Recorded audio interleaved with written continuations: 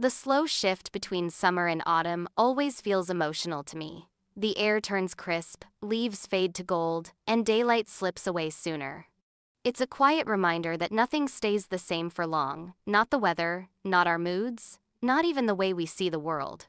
This piece explores how seasonal change affects both our health and emotions. A sudden chill can bring a cold, but it can also slow us down to notice life again. When nature changes its rhythm, we too begin to adjust, searching for warmth, balance, and gentle rest. When autumn quietly replaces summer, the air feels thinner and the sky turns pale. The wind carries a smell of dry leaves and early rain.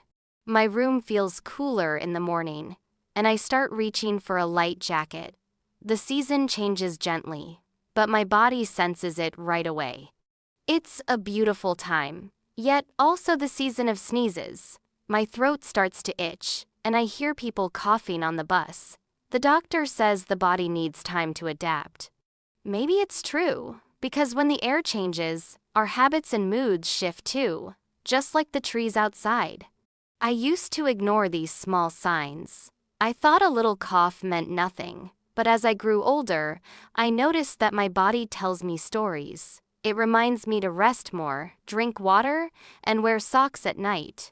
Health isn't loud, it whispers until we finally listen. Now, when I wake up to the sound of soft rain, I feel calm instead of lazy. The world slows down for a while, giving space to breathe. Maybe the cold wind isn't a warning, but a quiet reminder that change can also be gentle, if we learn to move with it. The season's beauty hides small traps.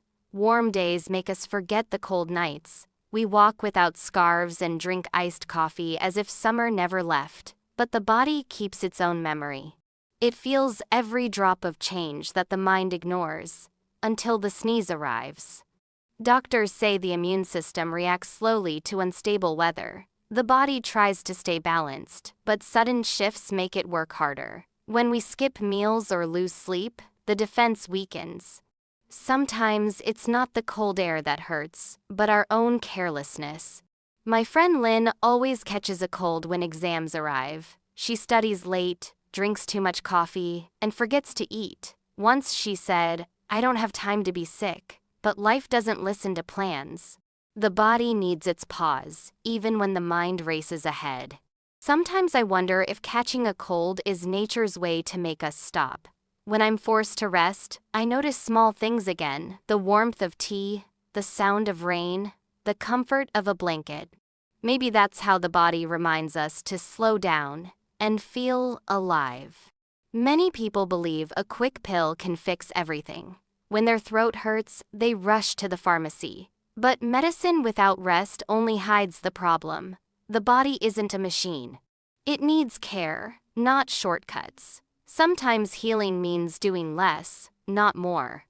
Another mistake is dressing for fashion, not warmth. People wear thin shirts and take photos in the cold wind. They look good for a moment, but pay the price later. I used to laugh at my grandma's scarves. Now I wear them proudly, feeling both warm and wise. Some try to ignore the signs, thinking rest is a waste of time. But every small cough or sore throat is a signal. The body speaks a quiet language that few listen to. When we learn to hear it, we understand that care is not weakness, it's wisdom. It's funny how we protect our phones with cases, but forget to protect ourselves. I once stayed in the rain for photos and ended up with a fever. Since then, I've learned that health is quiet luxury. You only miss it when it's gone. These days, I start my morning with warm tea and slow breathing. I open the window to let sunlight in. A short walk after breakfast clears my mind. Small rituals like these keep me balanced, even when the air outside keeps changing its mood. I've learned that prevention feels better than recovery. A little care each day saves a lot later. I wash my hands often, eat clean food, and stay hydrated. Health is not something we find, it's something we build through choices we repeat daily.